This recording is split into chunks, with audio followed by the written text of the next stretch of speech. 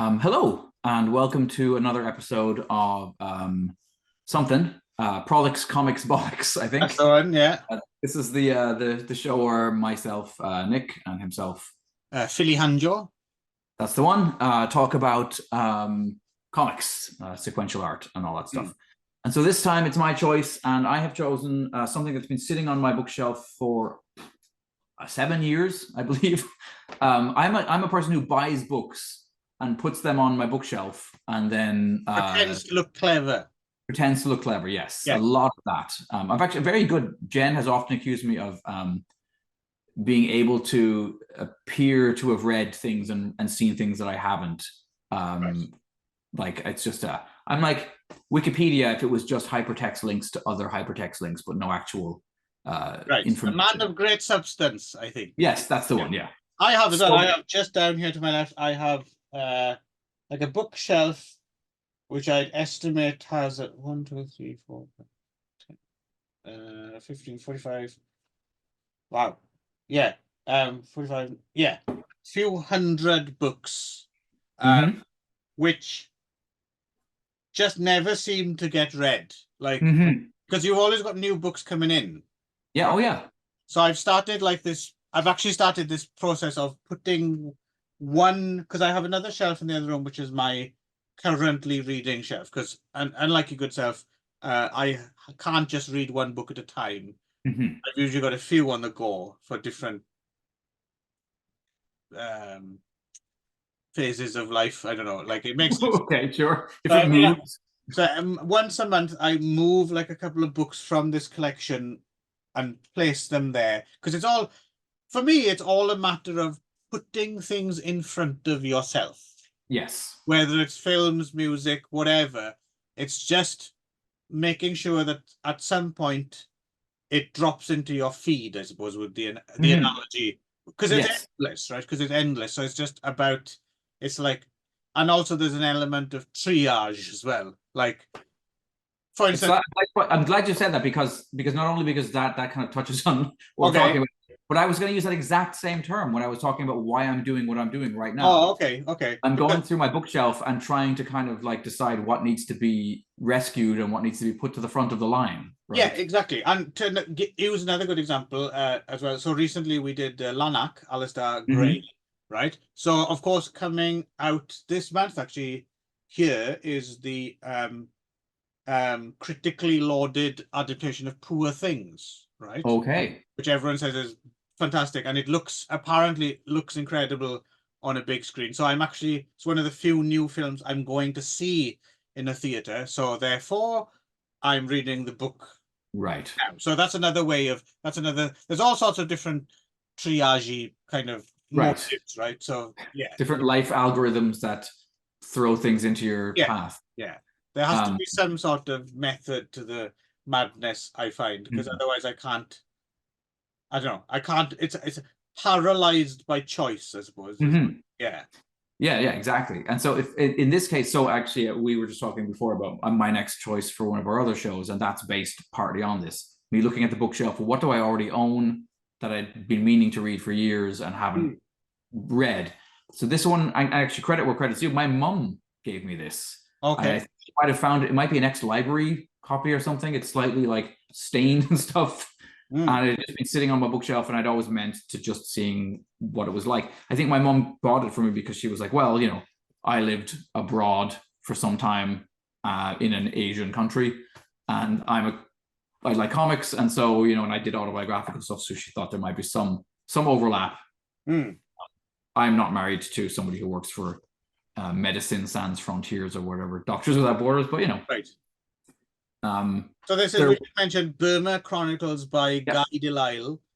I'm assuming it's Guy, because he's French Canadian. So Guy Delisle. Guy Delisle, probably. Guy Delisle sounds good. It's a good name. It's a great name. I agree, and that's how I've been pronouncing it the whole time until I realized when reading this, oh shit, he's French. So it's probably Guy. Is he French Canadian? French Canadian. Right. Yeah. Yeah. So I've read another one of his comics. I've read his Pyongyang one. Right, which apparently which is the one that he did just before this, I think, right? Which I remember being pretty interesting as well. Because of course, there's not many graphic novels about, you know, from life the in inside. Korea. Yeah, yeah. Yeah. If I remember correctly, he was there in some capacity as an animator or something or some sort, because there's definitely stuff about stuff being animated there, which was actually quite interesting as well, because I knew a lot of stuff was animated in Korea. For instance, like I think almost all of like King of the Hill was animated in Yes, was Korean. Yeah, which is bizarre. But apparently, yeah, stuff is found out of the north as well. But I don't know if that's from, you know, other countries as opposed to subliminal frames. I'm just wondering if it's you know, if it's China or Russia, you know, right, countries a bit more friendly to this kind of rogue state. Mm-hmm. I'm not sure if King of the Hill was animated in North Korea, right? But, right. But you never know the way things kind of are subcontracted nowadays in all walks of life, then you're never quite sure. But anyway, that's good as well. So when you suggested this one, I was quite keen, because I have actually been to Myanmar as well. So there was a certain amount of nostalgia. I forgot that you. Yeah, I fact, or did I forget? Did I know this? Well, it did. I don't know if I knew this. I think in 2005 we went. It was definitely prior to the Saffron Revolution, right, when all the monks got angry. Right. What I mostly know about this is that you know, what I learned from watching Rambo 4. Which is with me. To be perfectly honest, yeah, that's my major kind of window onto life in modern Myanmar. And so actually it's funny that there's a little, it's not funny at all actually, but there's a little girl at the school I was teaching at last year whose family had fled, like they were refugees. It's actually I think it's hilarious. Yeah, when you say it out loud, it's yeah. Well, I mean, the comedy is just obvious. No, so I mean, so it's very much an ongoing. And she's crippled. She's not. She's a sweetie, but yeah. When suggesting that cripples can't be sweet, Nick. How offensive can you get? I have no idea how. I apologize to each and every person watching. In the world. So no, but so I mean that was just like what, a year and a half ago, 2 years ago, that her family left. I'm assuming it's one of these areas that's contested or whatever, right? Where that has freedom fighters and stuff. And clearly things were kicking off again in Myanmar just a couple of years ago. Well, there's the Rohingya kind of ethnic cleansing of the Rohingyas, right? But maybe that's where they're from. Because whatever language they spoke was so specific that there was nobody on Prince Edward Island that could translate. So we had to have a guy on a phone in like Nova Scotia, which is like a reasonable distance from us, to do this school tour. And if the his first question was, is she a sweet little girl or is she one of them fucking crips? And you said, it's all right, she's not. Yeah. So that's worth bringing up, just because one of my favorite stories about my friend Paul Pedroza was Paul. So yeah, Paul, star of Meat Market, right? And my one-time roommate was, he had got a blue bandana and he had it like tied around his head. And we had another friend called Paul, and they're both on campus at university. And Paul's over here walking, and other Paul sees him and he starts pointing and goes, Hey, Crip! Hey, you Crip! And a poor guy in a wheelchair just happened to wheel between the two of them as Paul number one is screaming this at Paul number two, and is understandably upset. And thus was born your lifelong prejudice of crippled people. That's where it came from. Yes, yeah, that dirty look that that Paul number two got. Anyhow, back to Burma. So, have you ever read Burmese Days? So this is another thing. I've never read Burmese Days. I have read Burmese Days, yes, because I'm a real Pukka Sahib. So of course I've read Burmese. Okay. No, it's a fascinating. It is a fascinating part. I've read most of Orwell, but that's one of that, and The Clergyman's Daughter might be the only two I haven't read. Right, I haven't read that one. No. It's definitely worth a read. Early on, his kind of I've read an essay he wrote, "The Shooting of an Elephant," which was it's the same Right, period of time, right? right. But I've never read the novel. No, it is interesting to see his. It's interesting to see because it's very much the seeds of his discontent with colonialism, right? Right. And but also what's interesting about it is it's that period where it's and that's not quite the right word, but he hasn't been radicalized yet, so it's not necessary. It's kind of slowly dawning on him that Right. his dislike of it is, you know, much more to do with things other than, you know, his discomfort of the way, you know, stuff like that. Like he's starting to kind of see a certain injustice or A system. yeah, or yeah, or just kind of like how kind of foolish and out of place these expats and how ridiculous how they kind of try and continue their own way of life in a totally different place. Alien, yes. Yeah. Just fanning themselves and drinking their Right. tea.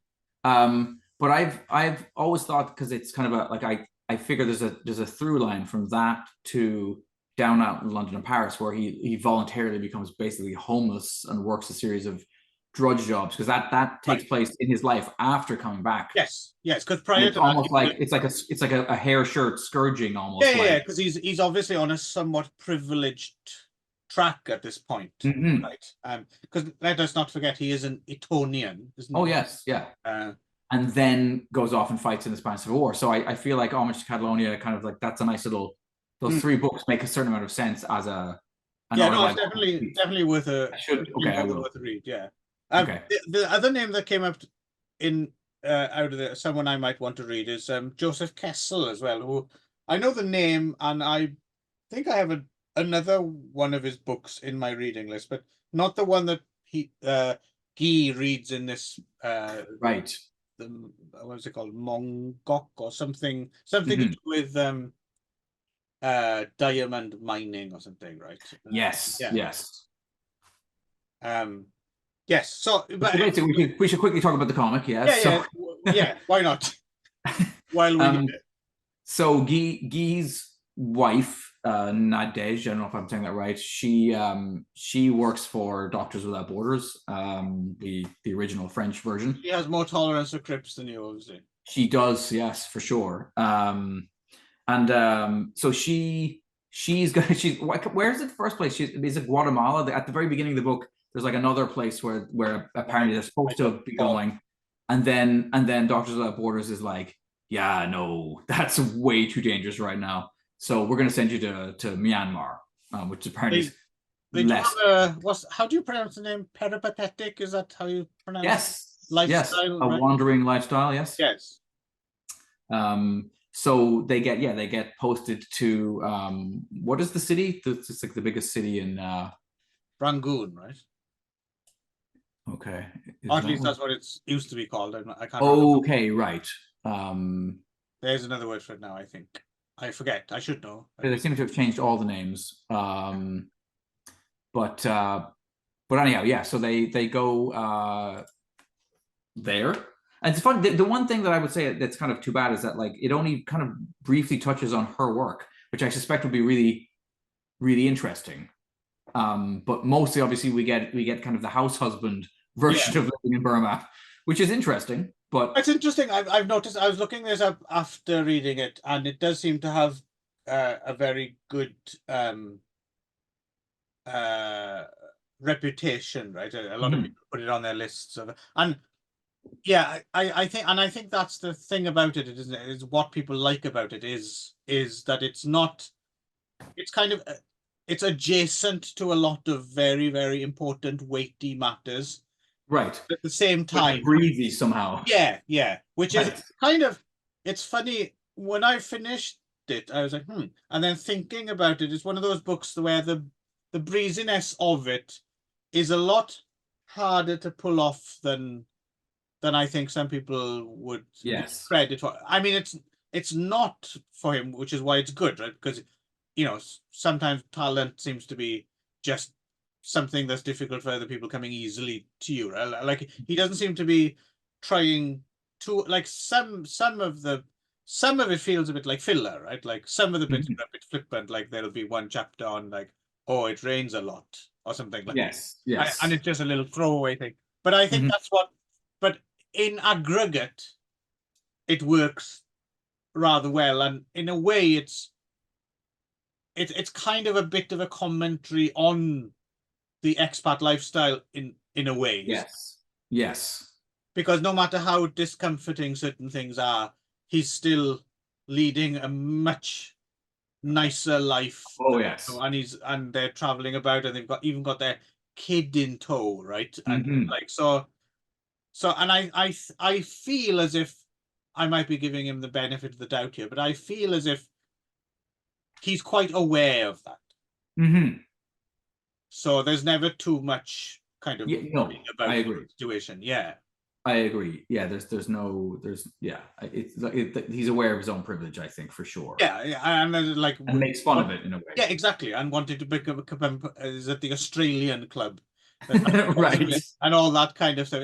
It's funny because yeah, you can imagine, you can imagine him a few years prior to going, and if someone else was talking about this, he would think you're just you're just not assimilating, Mhm. and then he kind of gets it. Yes. Yeah. I really feel there's that. So that's why I think it's a it's a it's a graphic novel about a lot of things, but it wears it very lightly. Hmm. Would you agree? Yeah. I mean, yeah. I mean, there's moments when you get further in where it does deal with some fairly heavy stuff. Some of the stuff around the mining and around, But that's heavy stuff, right? I want to read a graphic novel about that place. Pakant, right? The Kachin Yeah. area in the north with all the Chinese jade mines. Yeah. Looking it up, there's been a whole bunch of mining disasters there, and the You know what came to people my being mind? paid in heroin and like Yes. HIV and Oh yeah, yeah, yeah, yeah. And they describe like there's one of the Doctors Without Borders workers talking about how all of the women have like infections because they're constantly being searched, like violent, like aggressively right, searched right, for hidden diamonds and stuff. and, People and slashing, entire families of junkies, right?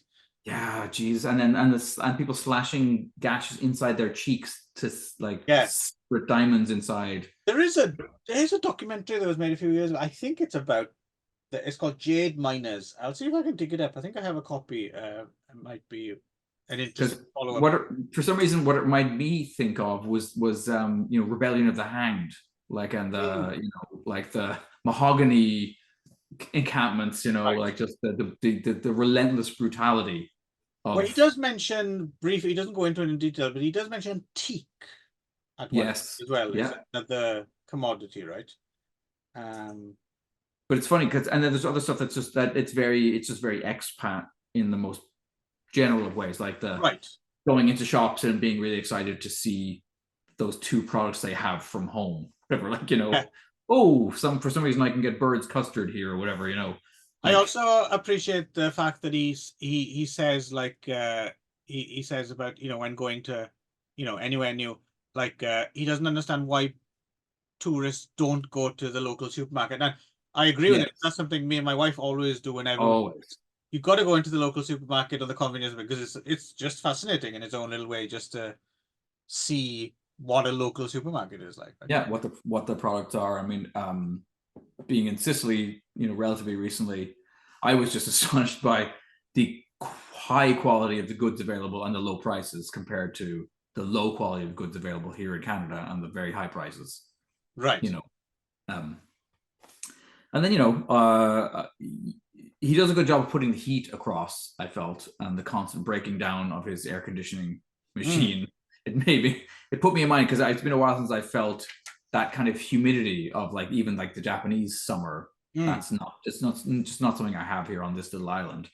It's always Yeah. breezy, so it's you're never drowning in your own ass sweat in that same way. Right. There were a few elements that jumped out at me, and I mentioned them to the wife, and then we were like reminisced about our Oh visit. yes. Stuff like so. it's interesting. There's that, being under military. Yeah. Control. The one thing that I was amazed at when we were in, so we had a guide because we kind of traveled around to different bits, and as I mentioned, I've told the story before about finding the amazing ambrosia wine, right? That was in Myanmar of all places. But we had different guides and different. There was one guy in particular. Me and my wife were both besotted by him. This driver we had, because like those people with the voice box, Yeah. like he didn't have one of them, but that's what he sounded like. Okay. It's like even more so, because I tell you who has a slight voice like that is Guillermo del Toro. Yes. Like Yeah. even more, like, and it was just a joy to hear him, and we just tried to speak more and more. We were just, but we all these different guides. And did he chew beetle nuts, by the way? Because that's another thing I enjoy that in this book. Yeah, we did see. Did you see people doing that with the? Yeah, yeah. You saw like, are they kind of red? Like what color? Purpley red. Yeah. Okay. Yeah. No, I remember thinking, is that dude all right? Because it looked like he was like bleeding from his teeth or something, but it wasn't. But it's interesting. I think they deliberately chose people who didn't do that as guides. Right. Just Okay. to be slightly Less scary terrifying. for Japanese tourists, right? Because that's how we went, was via a kind of. Okay. It wasn't a tour group, but they just set up local guides for us. And Amy, our main guide in Rangoon, I remember it was interesting because you did get that sense of it's super safe in Myanmar, or it was in 2005, but it was that kind of safe because no one dared do anything. Like people wouldn't jaywalk or anything. Yep. And even Amy would like lower her voice when she talked about certain things, or there was a certain level of paranoia. But the one that really amazed me, and he mentions it here when he goes to buy a PC, right? Like how valueless cash is. So when we first turned up, we met Amy, and she took us to the thing in Myanmar, and he mentions as well the food not being any good. It's funny. Whenever you went out, whenever they took you somewhere as a tourist, it was always Chinese food, like not Burmese food. It was always Chinese food because they didn't make much of their own cuisine. It was always Chinese restaurants. And I remember the night we met her, and in advance we'd sent not much. I can't remember what it was, like Juman or something like that. Right. To transfer into local currency, right? And we meet her. We've never met this woman before, and we're meeting in a crowded restaurant but she feels entirely at ease, like handing over our local currency to it. But it's not like it is stacked, like boom, right. Boom. It's Myanmar, Germany, wheelbarrow of cash. Carrying, yeah.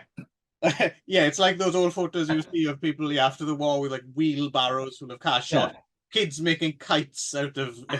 Right. It's fucking ridiculous. It just always had stacks of cash with us at all times. You just couldn't get rid of it. I remember when we left, we had just had all this local currency, and we were like, well, should we just give it to Amy and this other guy? So we just dumped it on them, and good for them. They were like, whoa. They didn't expect that for a tip, but it wasn't worth. Yeah, wasn't worth turning it back, because it would have been, it would have been like 100 yen or something. Right. But for them, they could probably buy a new house or something with it. So it was just, So that rang true to me when he's stacking up cash. And that was, I remembered that was, I've got video of me like trying to shove a wad of cash into my wallet and just giving it. Just what the fuck? This is fucking ridiculous. It's just, this is a scene I quite like, which is quite bizarre, when there's like an old fella who's like dragged out of his house, and he's stiff as a board and looks like a or whatever. He's like got this death rictus grin, and he's like really happy to see the baby. Yes. I love the fact that they ignore him when he doesn't have the baby with the baby. Yeah, fuck him.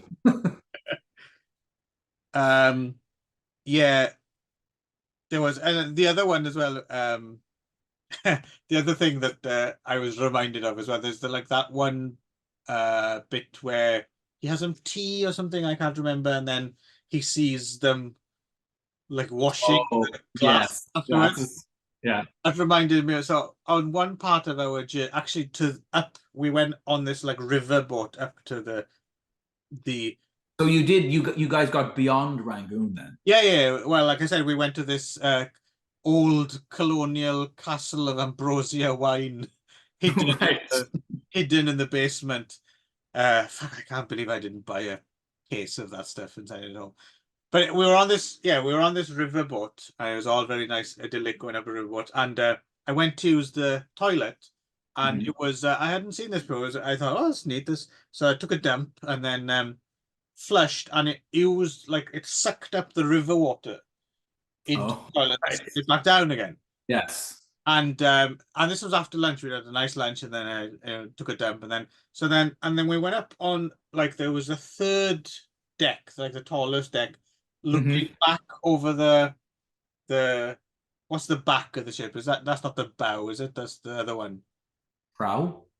Yeah, I don't know. We don't know ships, do we? We don't know boats. No. But I'm anyway, not and the back of the boat Mhm. on the lower deck, Mhm. uh we could see them, yeah, cleaning the plates out the back of the boat in the river water. Right. That you just been dumping But my turds. turd had just flown. Jesus wept. But I don't think either of us got sick on. Actually, I might have done one day, but I was The just other Another thing that was interesting to me was just the omnipresent acknowledgement of censorship, right, in a military dictatorship. Like yes, buying Time magazine and there's just like 7 pages razored out of it, or like just like no attempt even to hide that they're doing it. right, There right. isn't a Burmese edition or whatever. It's just like there's some dude whose job it is to like cut Yeah. stuff out of the And like I said, there was always that feeling of just, yeah, people didn't mouth off, like, when they talked about the lady, as you mentioned. yes. Um, yeah, it was always like hushed Mhm. tones. Just in case someone might have been. Well, I mean, he even talks. I mean, there's a part of the story where he is interviewed or whatever. There's that magazine article that comes out, and he makes him sort Yeah, of yeah, linking it to a couple of the students, and then they're like, "Holy fucking shit, we could go to prison or worse for just seeing this yeah. and for being friends with you if anybody sees, that you've been, Loose lips sink ships, right? yeah."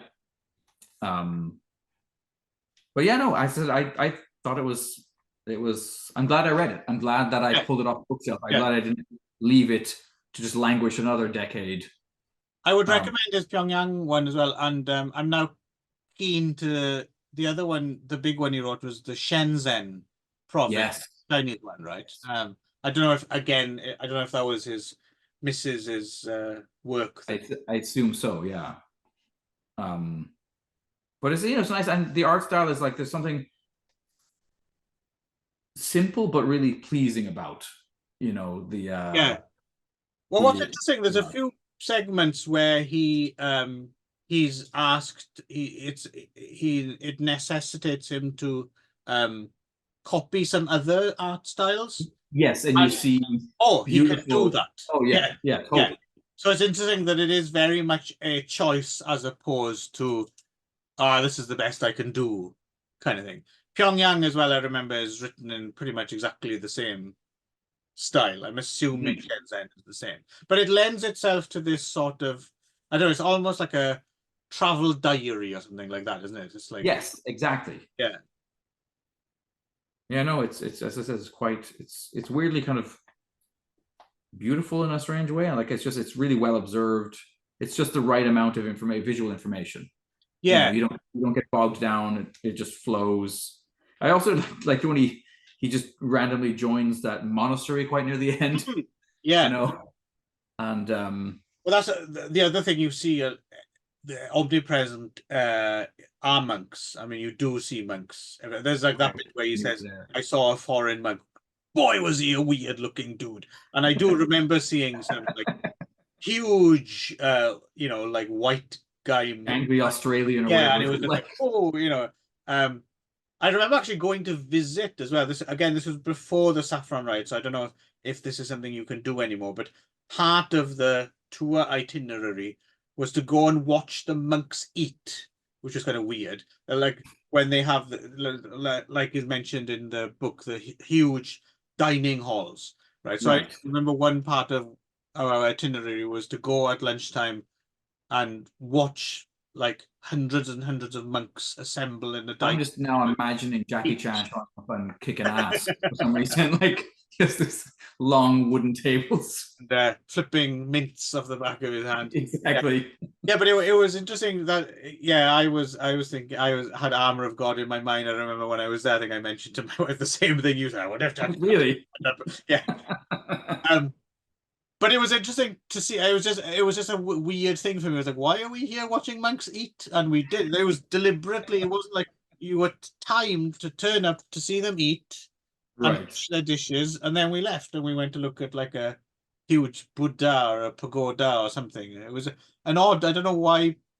I mean, it was interesting. It was certainly interesting, but it was just an odd one. I wonder if it's the only time of day you can see them all. Like maybe you're not allowed to watch them chant or something, or. Okay. I don't know. But like I said, 2005. I'm not quite sure when. I think I get the sense. So this came out in 2000. That's 2007, right? Yeah. So I get the sense he was there more around the same time we visited. I would think so. Feels like. Yeah. So obviously now, as it's interesting because when he mentions all the stuff about the censorship and it seems very how can I say, he does a good job of, because it's not alarmist in the comic, and that's how it seemed in the place as well, was whereas since then things have obviously escalated. And Sylvester Stallone had to try to exactly, so it's a lot less, I would imagine, the tone. So this might also serve as a bit of a time capsule, right? So it's definitely an interesting read, and I had a little bit more, just because I had a little bit more experience of it was interesting, but it sounds as if it worked. Even been there, right? Absolutely. And which is it is published by Canadian Drawn and Quarterly, who we've come across already.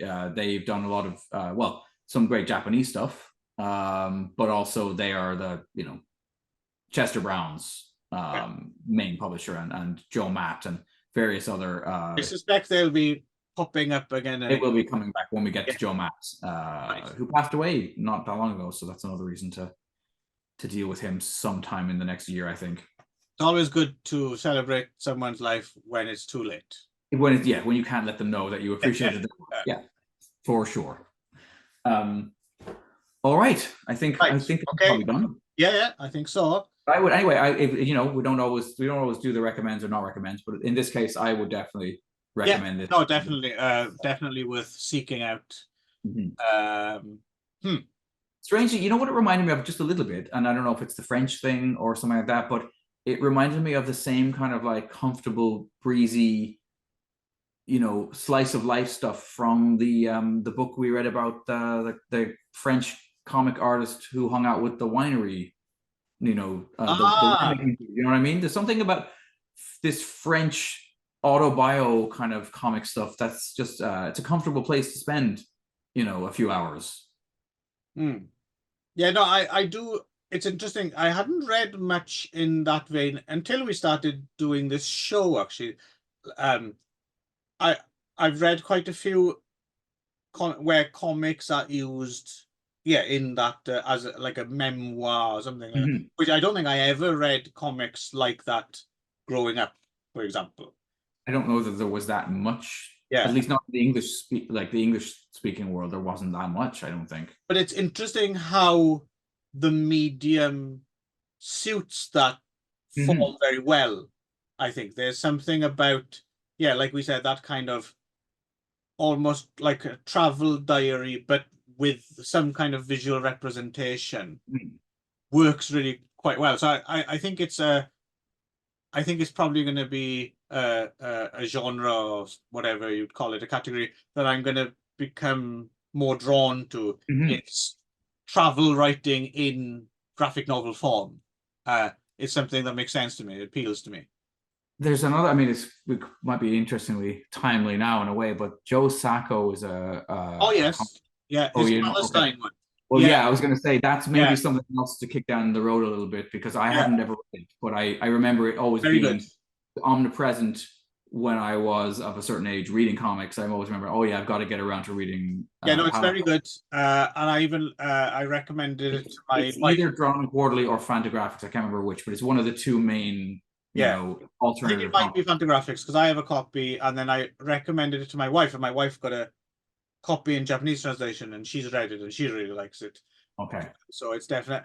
I doubt we'll do it here just because I am Maybe you've already familiar read it. Yeah. with it, but I would recommend it to you. And also, he did some other.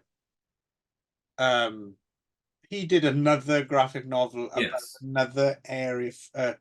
Is it Grisonde or something like that? Another sort of war-torn Right. area. That one, if you'd like, I'd certainly be up for reading that one because I've not read it before, and I really did like Palestine quite a bit. But he did write another graphic novel in a similar vein. We did one, Stories from Bosnia. Yeah, there's that one. There's a few of them. Free area, something sounds like that. I can't remember. Anyway, this is all scintillating watching Yes. two men trying to Yes. remember things and look things up. So let's go away until next time. Yes. All right. So toodaloo. Bye-bye.